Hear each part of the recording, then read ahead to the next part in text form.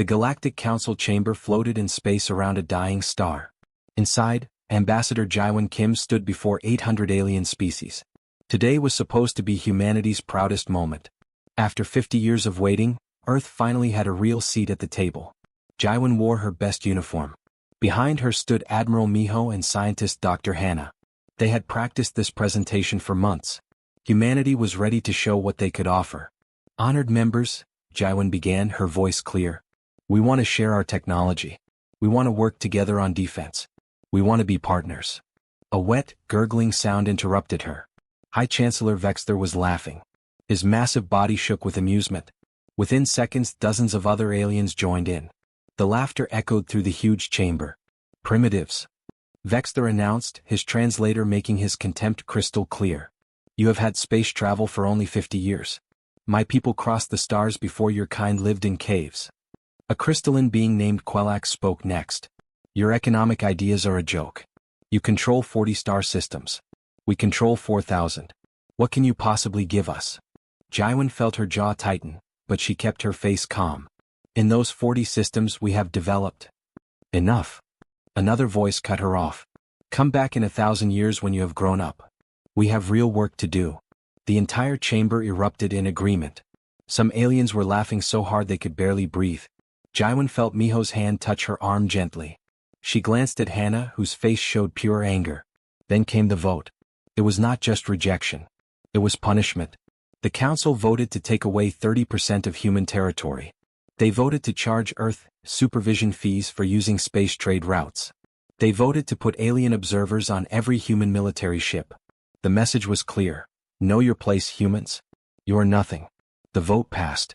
731 in favor. Only 14 voted no. 102 did not vote at all. Jaiwan stood completely still as the numbers appeared on every screen. 50 years. 50 years of trying. 50 years of proving themselves. And this was the answer Earth received. She slowly gathered her papers. Every eye in the chamber watched her. She disconnected her computer. She closed her briefcase. Miho and Hannah stood on either side of her, their faces like stone. Ambassador Kim? Vexter's voice was falsely sweet. You have not accepted our generous terms. Jaiwan turned to face them all one final time. Her voice was ice-cold and perfectly calm. The United Terran Systems came here seeking equals. We came with respect. We came with honest proposals. We came with hope. She paused and looked directly at every delegate who would meet her eyes. What we found was contempt. The chamber went quiet. Humanity formally withdraws from the Galactic Council. Effective immediately. We will remember who stood with us today. She paused again. And we will remember who laughed. Dead silence. We are leaving. And we are not coming back. Jaiwan turned and walked toward the exit. Miho and Hannah followed. Behind them, the silence exploded into chaos. Aliens were shouting, demanding explanations. Some were laughing even harder at the tantrum. As the doors closed behind them, Hannah finally spoke. They have no idea what they just did. No, Miho agreed quietly. They really do not. On the ship back to Earth, Jaiwan wrote a single message to Earth's government. Withdrawal complete. Recommend we activate the Ross Protocol. They have shown us who they are. Time to show them who we are. She pressed send. The Council thought humans needed them. The Council thought humans were weak and dependent. The Council thought humans would come crawling back within months, begging to return. The Council was about to learn just how wrong they were. The Terran Assembly chamber erupted in applause when Jaiwan finished her report. Every single representative stood and clapped. Within 4 hours, Earth's government voted. The decision was unanimous. All 127 colonies agreed. Humanity was officially done with the Council. Admiral Miho received his orders that same day. The message was simple. Bring everyone home. Close all offices. Stop all cooperation. Do it now. From his command center on the moon, Miho activated something called Protocol Nightfall. It was a plan humanity had prepared years ago, just in case. Within 2 days, every human diplomat received orders. Every trade officer got the message. Every military advisor was told the same thing. Come home. Captain Salmon commanded a human warship called the Resilience.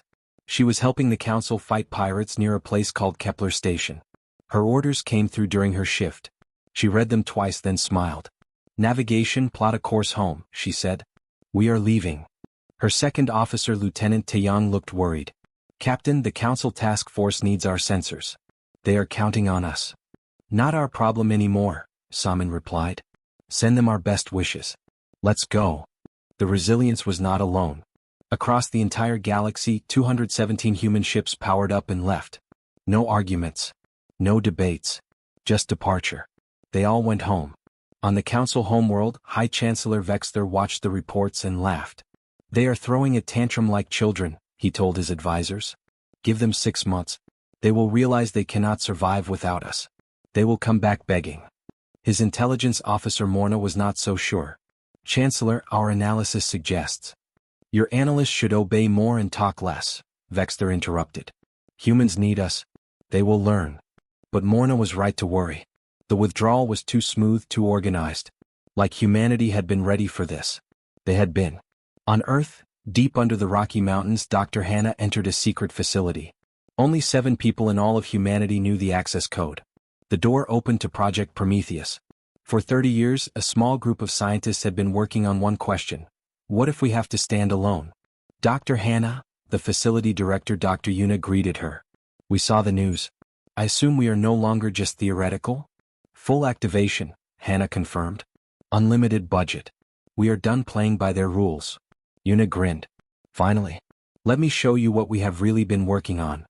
The problems started hitting the Council fast. The Xinthian Trade Consortium discovered that 40% of their rare materials came from human mining operations.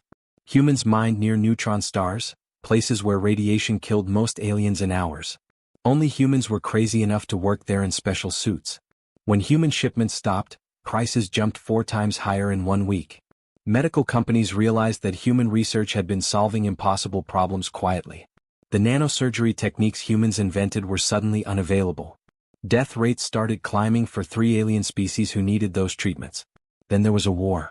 The Krevan Republic and Thelian Union had hated each other for 2 centuries. When fighting broke out, both sides requested human peacekeepers. Human soldiers had a reputation for being fair and effective. The request was politely declined. Without humans, the war got worse fast. Within 2 months, 17 colony worlds were burning. Refugees fled by the billions. The Council's own peacekeepers failed to stop it. Meanwhile, humanity was busy. Ambassador Jaiwan sent messages to the 14 species who had voted against humiliating Earth. We remember our friends, each message said. Let us talk about cooperation outside the Council. All 14 said yes within 2 days. She also contacted 47 smaller species that the Council barely noticed. These were the overlooked civilizations, the ones the big powers ignored. We are building something new, Jaiwan told them. Based on respect and real partnership. Not control. Not hierarchy. Equals. By the end of month 1, 73 species had signed agreements with what people now call the Terra Accord. 6 months after walking out, Dr. Hannah stood in the Prometheus facility watching history happen. Dr. Yuna and her team had done it. Quantum entanglement communication, Yuna explained excitedly. Instant communication across any distance. No delay. No relay stations. And most importantly, no Council control. How soon can we deploy this? Hannah asked. 50 units ready now. 6 months for all Terran systems. 1 year for all our Accord partners. Hannah smiled. Do it. This changes everything. 9 months after humanity left, High Chancellor Vexter received a report that terrified him. His economic advisors had compiled devastating data. The title made him want to destroy it immediately. How much the Council actually needs humanity. The conclusion was simple. The Council was in catastrophic trouble. This is absurd, Vexter protested, his tentacles shaking. We controlled the stars for 3,000 years before humans discovered fire. His new intelligence chief cleared his throat nervously. Chancellor, the numbers do not lie. Human innovation rates are 340% higher than average. They solve problems no one else can solve. They see solutions we miss. Give me examples, Vexter demanded. Neutron star mining. No one else even tried. Nanosurgery. Our doctors said it was impossible. Their jump drives are 23% more efficient despite being newer. Their combat coordination systems were being used by 40% of Council military operations. There. Stop. Vexter slumped in his chair. How bad is the damage? 783 Council industries report major problems from losing human cooperation. Medical, technology, resources, military, even entertainment. Humans contributed far more than their size suggested they should. Vexter felt cold fear settle in his stomach. And this Terra Accord they built? 117 species now. And they are thriving. The small species who joined report economic growth 3 to 5 times higher than before. With human help, they are advancing rapidly. Meanwhile on Titan, Dr. Hannah welcomed ambassadors from the Palaxian Union, one of Terra Accord's newest members. Dr. Hannah, Ambassador Thrall said, his crystal body shimmering, your quantum communication is remarkable. But why share it freely? The Council would keep such technology for themselves only. Hannah smiled. That is exactly why we share. The Council's model is control and hierarchy. Ours is mutual elevation. We all rise together. A radical idea, Thrall observed. But I have seen your medical technology save Palaxian lives the Council could not help. I have seen your engineers solve decades-old problems in weeks. This partnership is unprecedented. That is the point, Hannah said. We are building something better. The Krevan border war was going terribly. Without human peacekeepers and their advanced military systems, the conflict spiraled out of control. 14 billion refugees. 47 colonies destroyed. The Council's traditional approach of overwhelming force only made things worse. Finally, desperate, both the Krevan Republic and Thelian Union sent representatives directly to Earth, bypassing the Council completely. Admiral Miho received them in Auckland at Terran Defense Headquarters. Gentlemen, what can we do for you? Help us end this war, the Krevan delegate begged. Your forces always kept peace before. We are begging. Miho leaned back calmly. Interesting. 9 months ago, when we requested Council support, we were told we were too primitive to understand strategy. Your High Chancellor laughed at our military proposals. That was a mistake, the Thelian representative admitted. A terrible mistake. Our people are dying. That saddens me truly, Miho said honestly. But we are no longer part of the Council. We have no authority in Council affairs. Then help us as the Terra Accord, the Krevan delegate said desperately. We will join. We will sign anything. Miho paused. This was what he hoped for, but he could not appear eager. I must consult my government. However, understand this. If Terran forces intervene, we do so as equals. No one laughs at us. No one dismisses us. You follow our protocols without question. Agreed. Both delegates nodded frantically. Then I will recommend approval. Expect our peacekeeping force in 2 weeks. The scientific community was also in crisis. The Grand Astrophysical Symposium was collapsing. 14 major research projects had stalled because human researchers were gone. Dr. Velan, a Xinthian physicist, stared at equations his team had worked on for 3 years. They were missing something they could not grasp. Dr. Hannah could probably solve this in a week, he thought bitterly. He checked. Hannah was now directing Terra Accord research. Publishing breakthrough papers.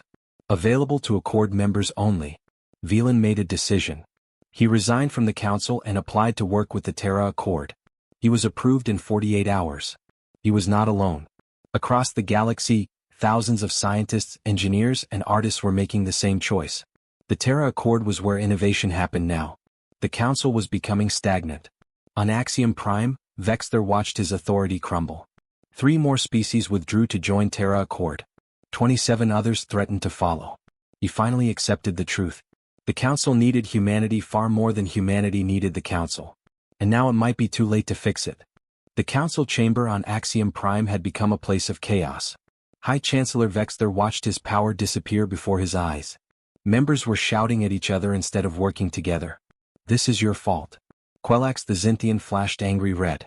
Your arrogance drove humans away and now look at us. 26 species have left.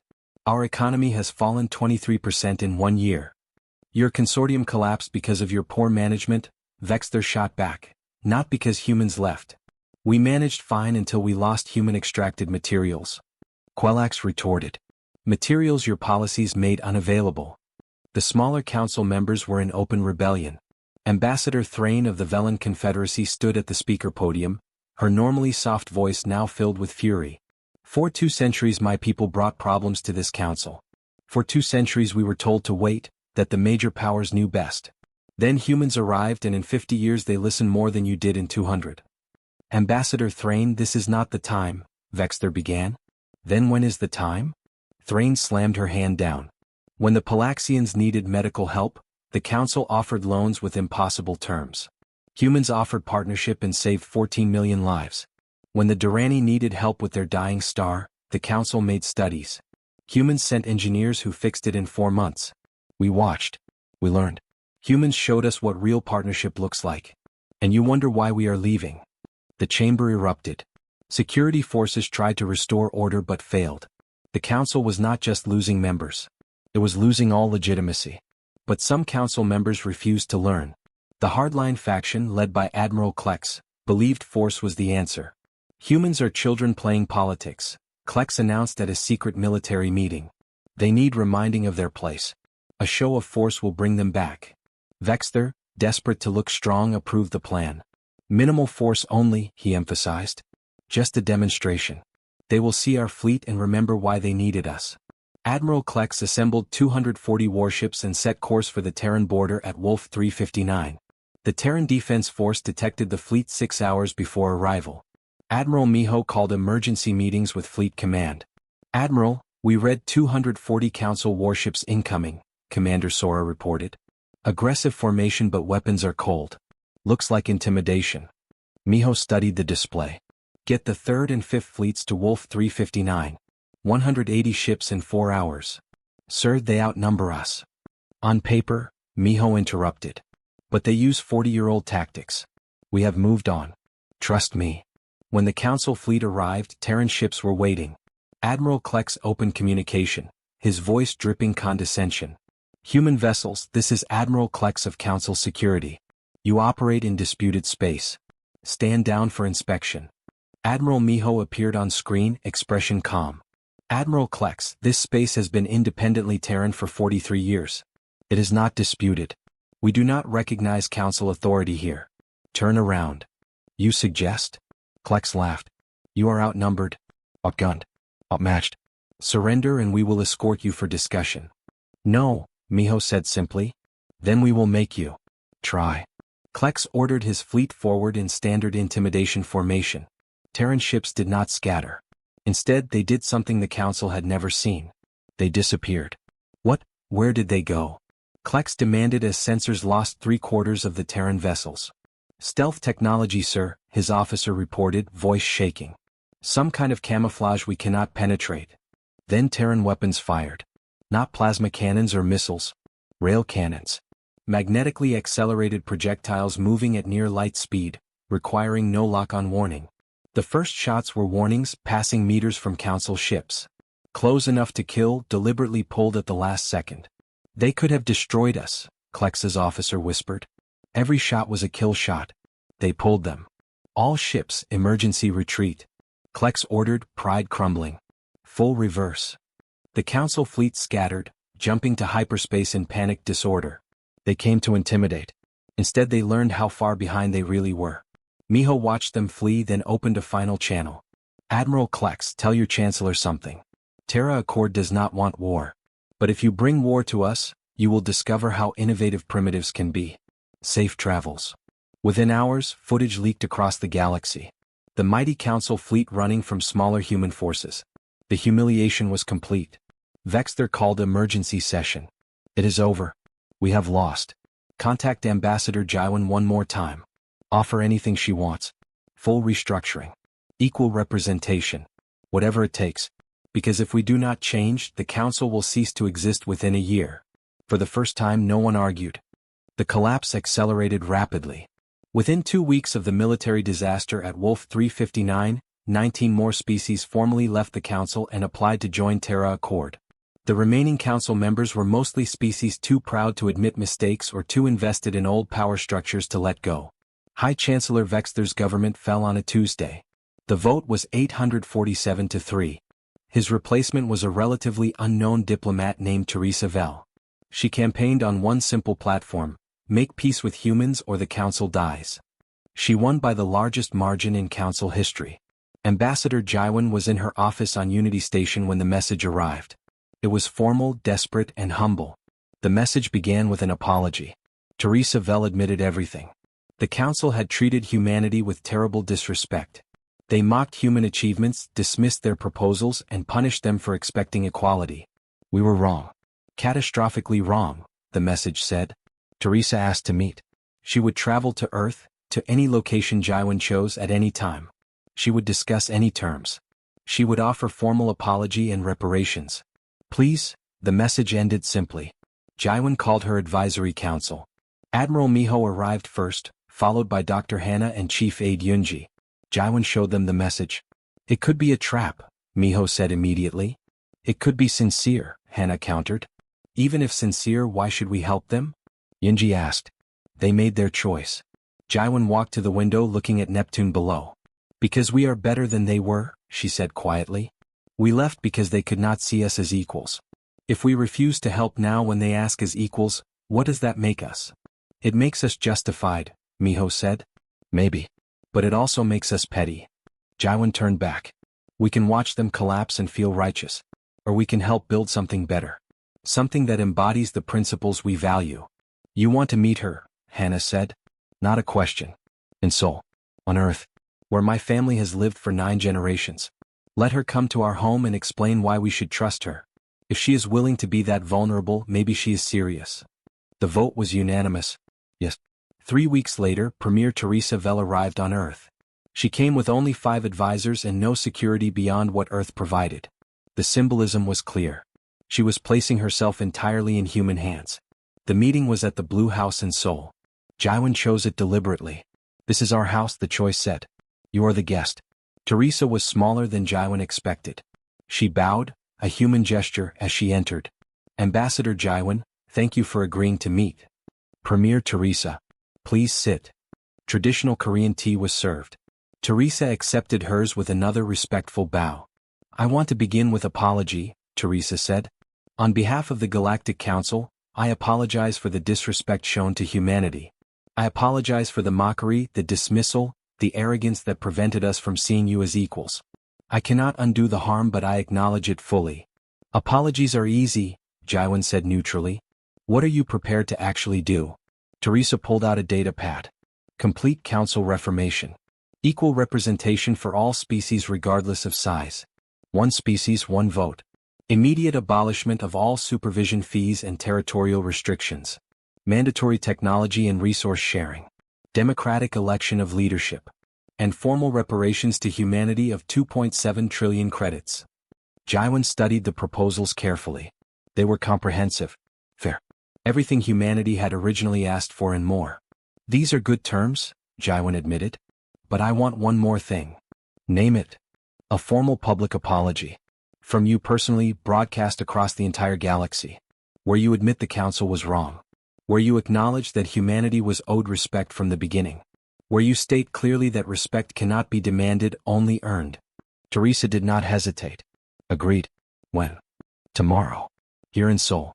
Let the galaxy watch the council come to Earth and apologize properly. The next day, broadcast to 847 species across thousands of worlds, Premier Teresa Vell stood in Seoul and delivered the apology. She was honest, direct, humble. The Galactic Council failed humanity. We failed ourselves. We let arrogance blind us to the value of partnership. Today we ask not for forgiveness but for the opportunity to do better. 3 months later, the Galactic Council dissolved. In its place rose the Galactic Federation, restructured on principles of equality and mutual respect. Humanity did not gloat. They simply helped build something better. Ambassador Jaiwan stood before the First Federation Assembly and spoke simply. We did not win by being strongest. We won by being willing to walk away until you were ready to meet us as equals. Respect is not given. It is earned. The galaxy had learned its lesson.